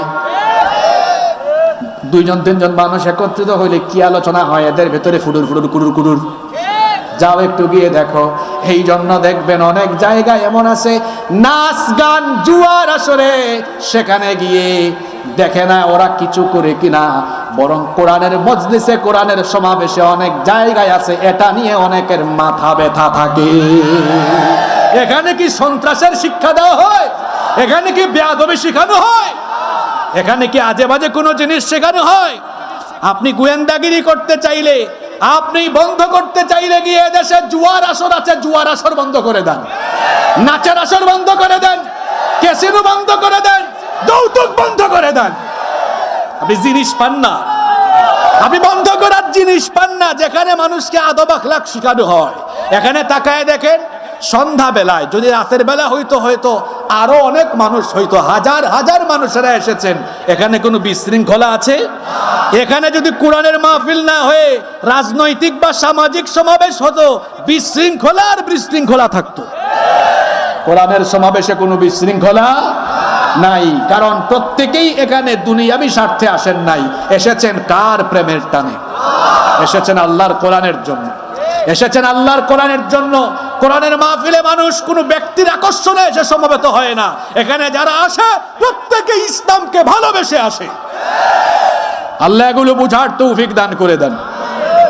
কোথায় ছিলাম মনে আছে? এই যুবকদের কথাবার্তা শুনে ফেলেছে কারা? হ্যাঁ, বেলাইনে চলে যাইয়েন না। কে শুনে ফেলেছে? কোন বাদশার? ওই দাকিয়ানুস, ওই জালেম বাদশার গোয়েন্দা। এরা কয়, কি রে তোরা এখানে কি করস?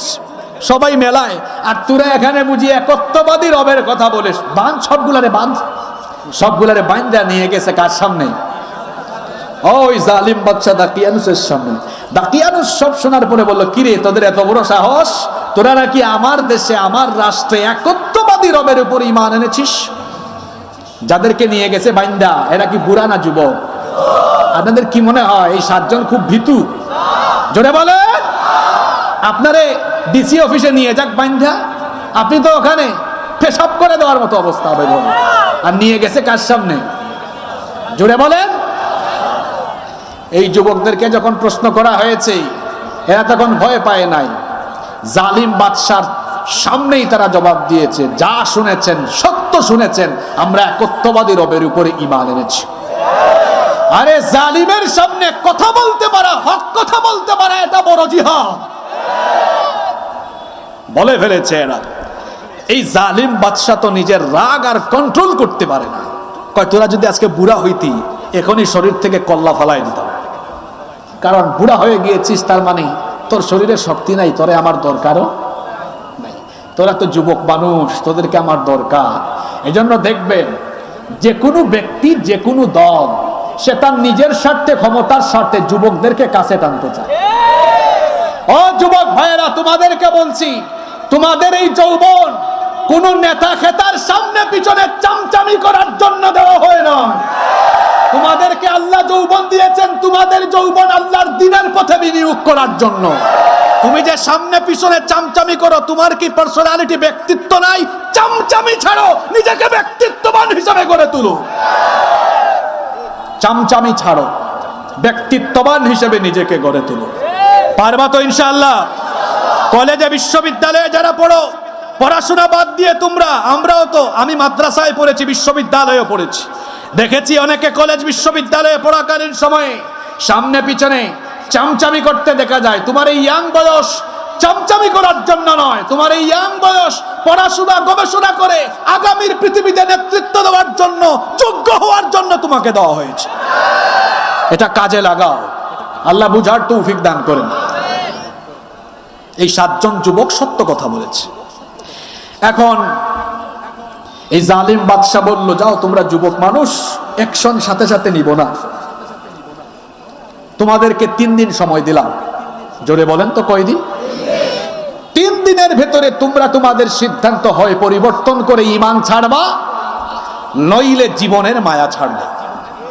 অপশন কি দিল? হয় ঈমান ছাড়বা, আর যদি ঈমানের উপরে থাকো জীবনের মায়া। কি মনে করেন পরিস্থিতি সহজ না কঠিন?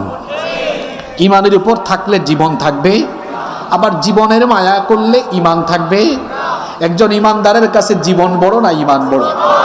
জোরে বলেন, ঈমানদারের কাছে জীবন বড় না ঈমান বড়?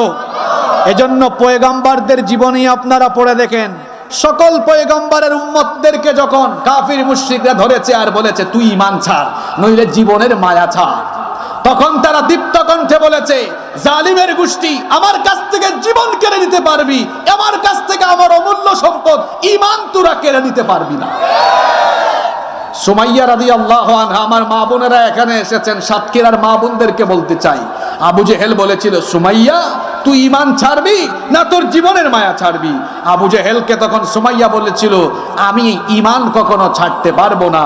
আবু জেহেল বর্ষা হাতে নিয়ে সুমাইয়া রাদিয়াল্লাহু আনহার লজ্জাস্থানে আঘাত করে তাকে শহীদ করেছে। ইসলামের প্রথম শহীদ তিনি। আমাদের মা বোনদেরকে এমন হতে হবে, জালিমদের সামনে ঈমানের উপরে টিকে থাকতে হবে, তারপরেও মাথা নত করা যাবে না। আল্লাহ এমন ঈমান আমাদেরকে দান করুন। সময় দিয়েছে কয়দিন? জোরে বলেন। আলোচনা করি আমি, কথা বলি আমি, আর টায়ার্ড হয়ে যান দেখি আপনারা। এই গরমে কি আপনারা নরম হয়ে গেছেন? আসলে কি আপনারা নরম হয়ে গেছেন? সময় কয়দিন? যুবকরা বের হয়েছে, 7 জন এবার পারস্পরিক পরামর্শ করছে, ভাই কি করা যায়?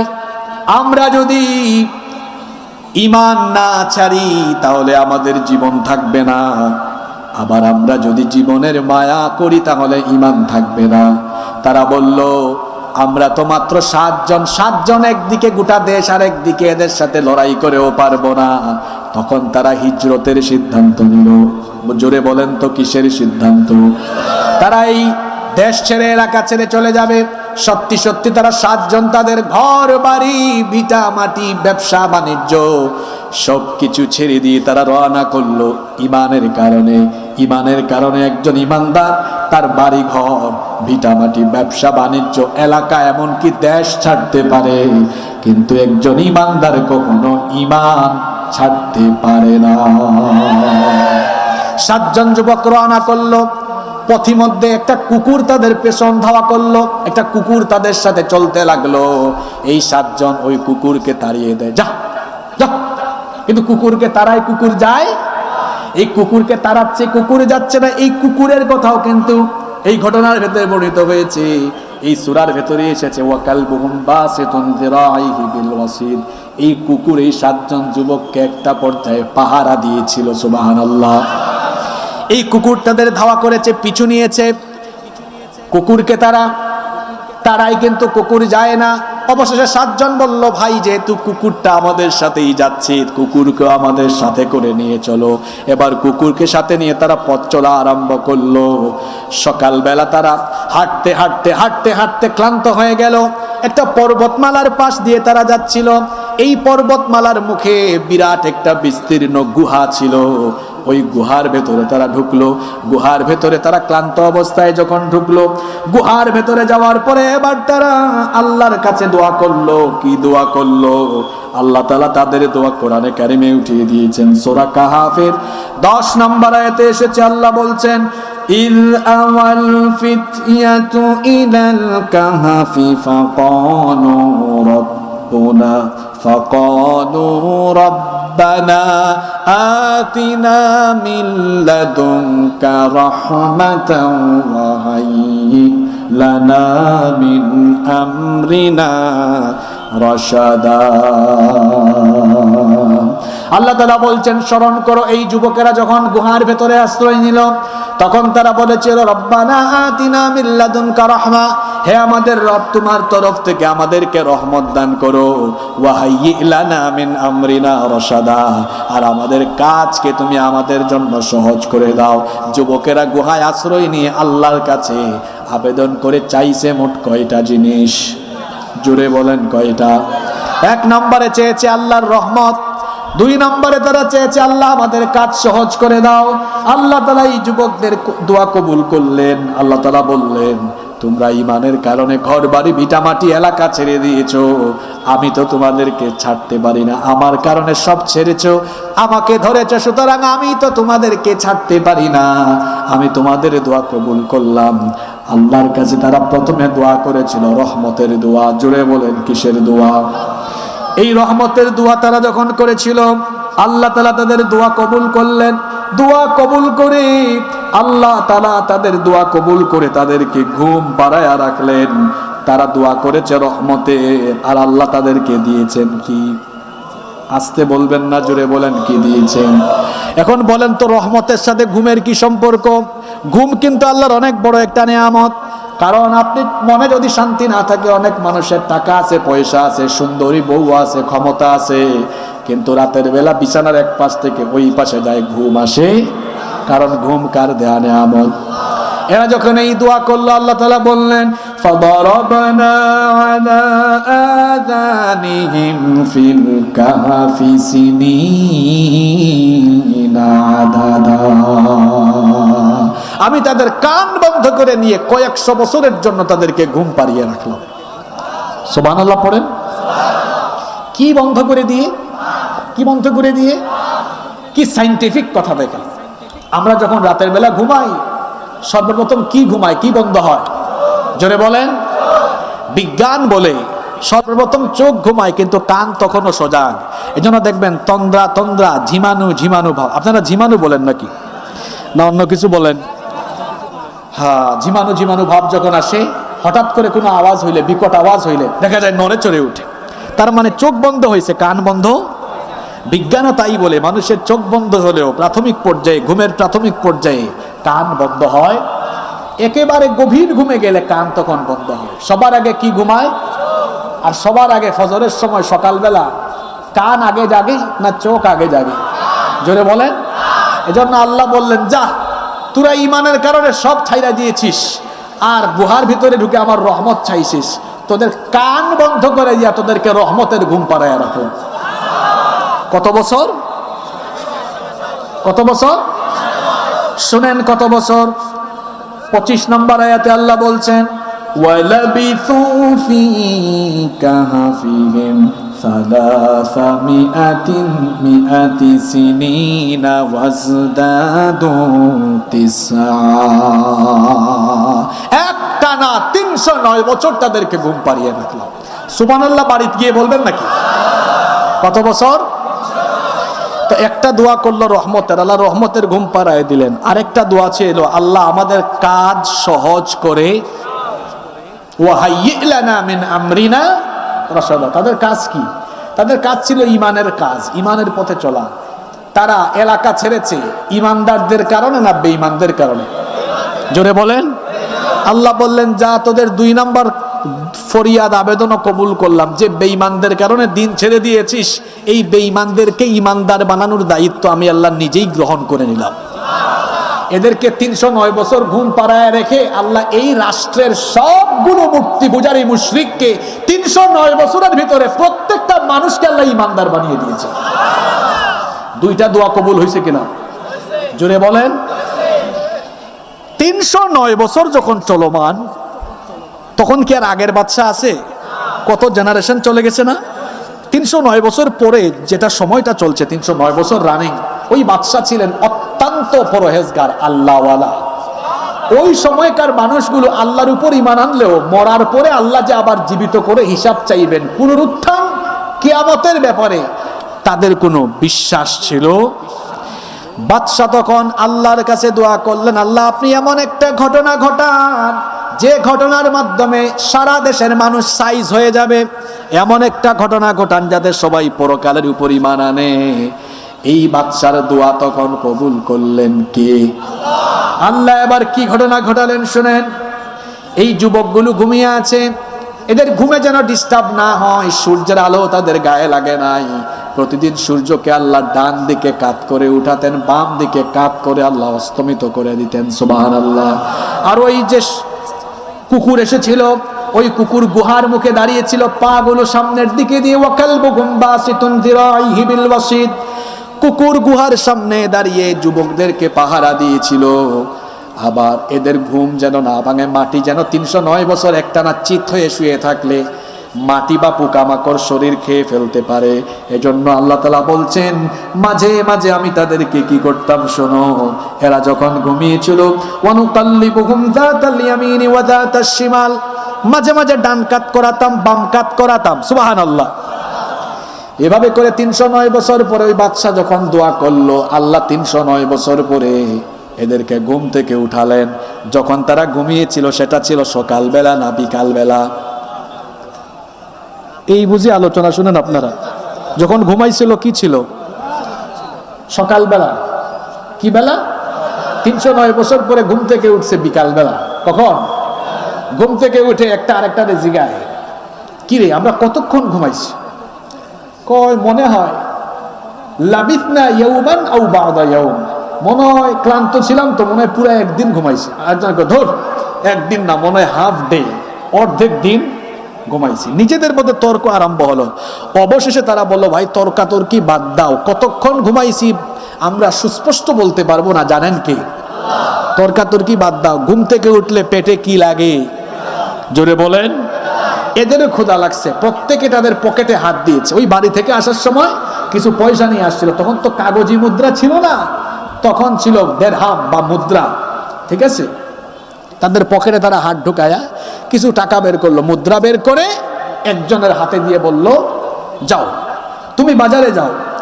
একজনের হাতে দিয়ে তারা বলল, তুমি বাজারে যাও। এবার একজন বাজারে যাচ্ছে, বাকিরা তাদেরকে বলতেছে, বাকিরা তাকে বলতেছে, শোনো তুমি যে বাজারে যাচ্ছ একটু মুখটা ঢেকে যাইও, কারণ তোমাকে দেখলে আমরা তো এমনি মামলার আসামি, ধরে ফেলবে, আবার তোমার মাধ্যমে আমাদের খুঁজে পাবে, একটু সাবধানে যাও। আর বাজারে গিয়ে যেটা মন চায় সেটা কিনো না। ফালয়ানজুর আইয়ুহা আজকা তুআমা, পবিত্র খাদ্য নিয়ে আসিও, কারণ একজন মুমিন কখনো অপবিত্র হারাম জিনিস খেতে পারে। এবার এই যুবক বাজারে গেল, শুনতেছেন তো আপনারা? বাজারে যাওয়ার পরে যখন গুহা থেকে বের হয়েছে, সব দেখে কিরে উলট পালট। আচ্ছা বলেন তো, এই যে ফুটবল খেলার মাঠ, সকালবেলা এটা ফুটবল খেলার মাঠ নাকি? হ্যাঁ, সকালবেলা ঘুম থেকে উঠে যদি আপনারা দেখেন এখানে বিরাট বড় টাওয়ার হয়ে গেছে, আশ্চর্য লাগবে কিনা? এই যুবক গুহা থেকে বের হয়েছে কত বছর পরে? 20 বছর আগে কি আপনাদের এলাকায় এরকম ছিল? আর ওই যুবক তো বের হয়েছে 309 বছর। সব কি আগের মতো আছে? কই কি রে, এলাকা দেখি পরিবর্তন লাগে। কই বুঝছি, ঘুম থেকে উঠছি তো এই জন্য উল্টাপাল্টা লাগতেছে। এখন সামনে গিয়ে দেখে মানুষও আগের কেউ, 309 বছর আগের মানুষ কেউ আছে? সব মারা গেছে। কই কি রে, মানুষও তো পরিচিত না, আমার সলিমুদ্দিন চাচা কোথায়? কেউ তো। কই বুঝছি, মনে হয় এলাকায় নতুন কোনো মানুষ বেড়াতে এসেছে, এরকমও হতে পারে। বাজারে গেছে, গিয়ে অনেক খাবার দাবার কিনছে। খাবার দাবার কিনে কি দিতে হয়?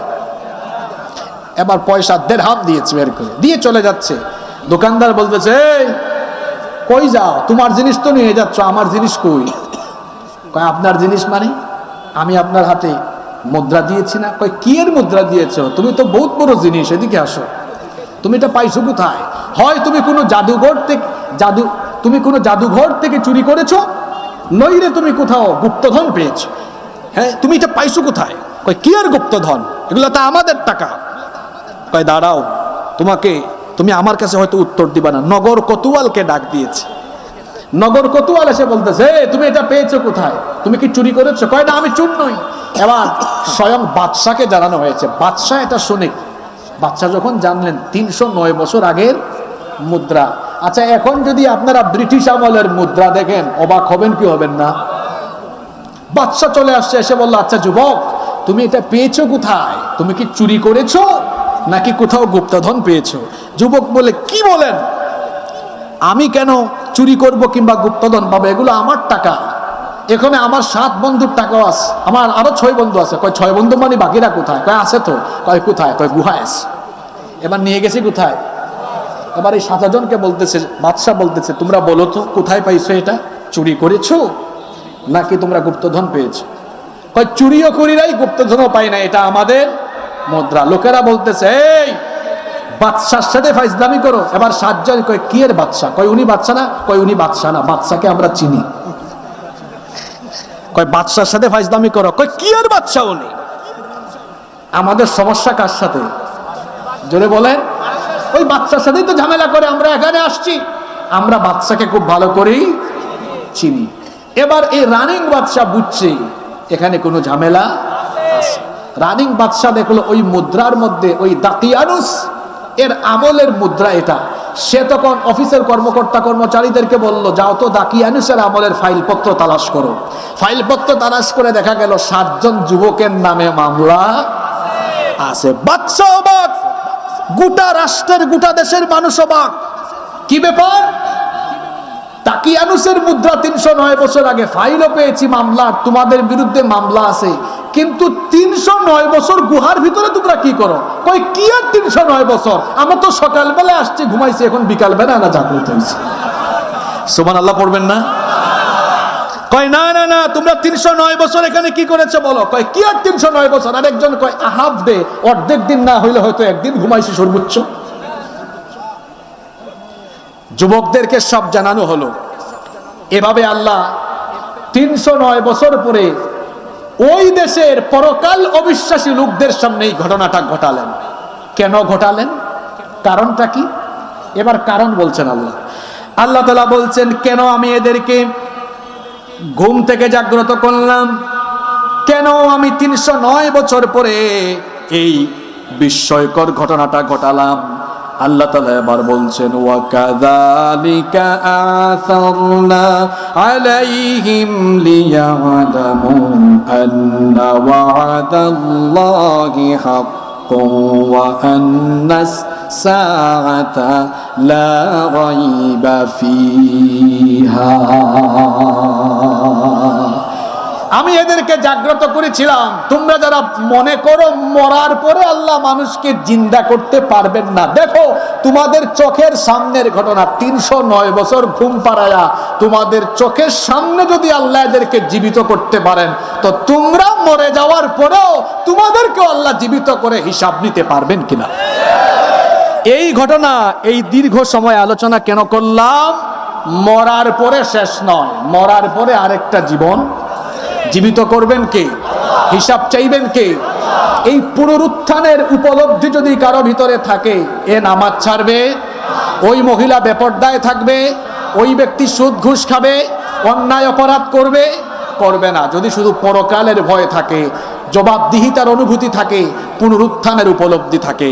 সুতরাং আসুন আজকে আসহাবে কাহাফের এই আলোচনা থেকে এই শিক্ষা নেই, পুনরুত্থান আছে, মরার পরে আরেকটা জীবন আছে, ওই জীবনের জন্য নিজেদেরকে প্রস্তুত করি। আল্লাহ আমাদের সবাইকে পরকালমুখী জীবন গঠনের তৌফিক দান করুন, আমরা সবাই বলি আমিন। বসেন, আমার আরেকটা প্রোগ্রাম আছে, অনেক সময় দিয়েছি এখানে। স্যার ও সম্মানিত মানুষ যারা আয়োজন করেছেন তাদের দিকে তাকিয়ে আমি সময় দিয়েছি। বসেন, আপনি বাংলা কথা বুঝেন না, বসেন। কমিটির কোনো কথা না থাকলে অনুমতি পেলে আমাকে অনুমতি দিলেই ভালো হয়, আমি সংক্ষিপ্ত মোনাজাত করে ফেলি। আল্লাহুম্মা আমিন। ربنا ظلمنا أنفسنا وإن لم تغفر لنا وترحمنا لنكونن من الخاسرين রব্বুল আলামিন ঝাউডাঙ্গা যুব কমিটির উদ্যোগে আয়োজিত আজকের এই মাহফিলকে তুমি কবুল আর মঞ্জুর করে নাও। আমরা যারা এখানে এসেছি সবার জীবনের গুনাহগুলো মাফ করে